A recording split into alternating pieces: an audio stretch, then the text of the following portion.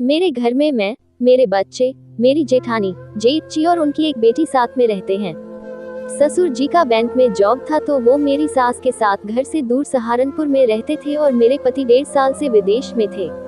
उन दिनों शादियों का सीजन चल रहा था और मेरी जेठानी के भाई की शादी तय हो गई थी जो 10 दिन बाद होने वाली थी।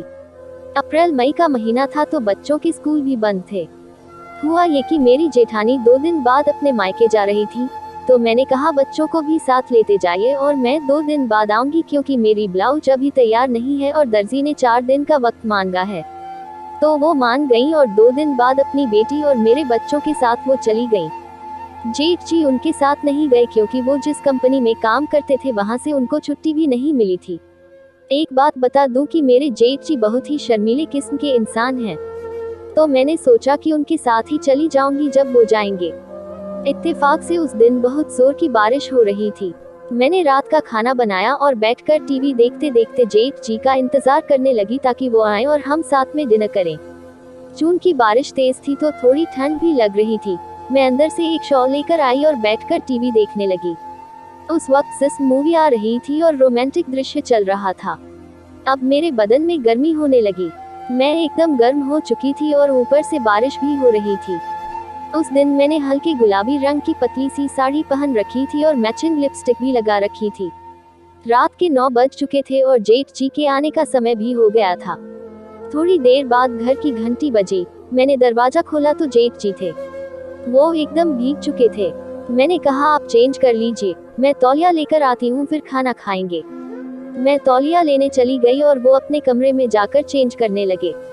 शायद वो दरवाजा बंद करना भूल गए और ऐसे ही कपड़े बदलने लगे। तौलिया लेकर उनके कमरे में मैं आई तो देखा कि उन्होंने अपना शर्ट और पैंट निकल दिया था। उनके पूरे शरीर पर बाल थे, एकदम हट्टा कट्टा शरीर। मैं तो बस उन्हें ही देखे जा रही थी। फिर मैं थोड़ी साइड में हो गई और दरवाजा खटखटाया और साइड से ही तौलिया देकर चली आई। वो नजारा मेरी आंखों में घूमने लगा। मेरा मन फिर से मचलने लगा। तभी वो बाहर आए और बोले सॉरी, वो मैं दरवाजा बंद करना भूल गया था। मैंने कहा कोई बात नहीं। फिर हम बैठ के खाना खाने लगे। खाते वक्त मेरा ध्यान उनकी तरफ ही जा रहा था। उन्होंने एक शर्ट निक्कर और एक टी शर्ट डाल रखी थी। जेठ जी खाना खाकर अपने रूम में चले गए और लैपटॉप पे काम करने लगे। मैंने भी अपना काम खत्म किया और दूध लेकर जेठ जी के कमरे गई तो देखा कि वो काम करते करते टेबल पे ही सर रख के सो गए थे। थोड़ी देर बाद मैं फिर उनके कमरे की तरफ गई तो देखा कि अब तक वो लैपटॉप पे ही थे। रात के 11 बज चुके थे। मैं उनके पास गई और जबरदस्ती उनका लैपटॉप बंद किया और बोला इतनी रात हो गई और आप अब तक काम कर रहे हैं। मैंने उनका हाथ पकड़ा और बिस्तर की तरफ खींचने लगी। तभी मैं जानबूझकर लड़खड़ाते हुए उनके बिस्तर पर गिर गई और ऐसे खींचा कि वो मेरे ऊपर ही आ गिरे। अब जेठ जी पूरी तरह से मेरे ऊपर थे। वो उठने ही वाले थे कि उसी वक्त बिजली कड़की और मैंने डर के मारे उनको फिर से अपनी बाहों में जकड़ लिया। थोड़ी देर मैं उनसे ऐसे ही लिपटी रही और मेरी सांसें गर्म होने लगी। मेरा पूरा बदन गर्म हो चुका था और फिर मैंने जैसे तैसे करके अपनी हवस पूरी कर ली और अब जब भी मेरा मन होता मैं जेठ जी से मजा ले लेती।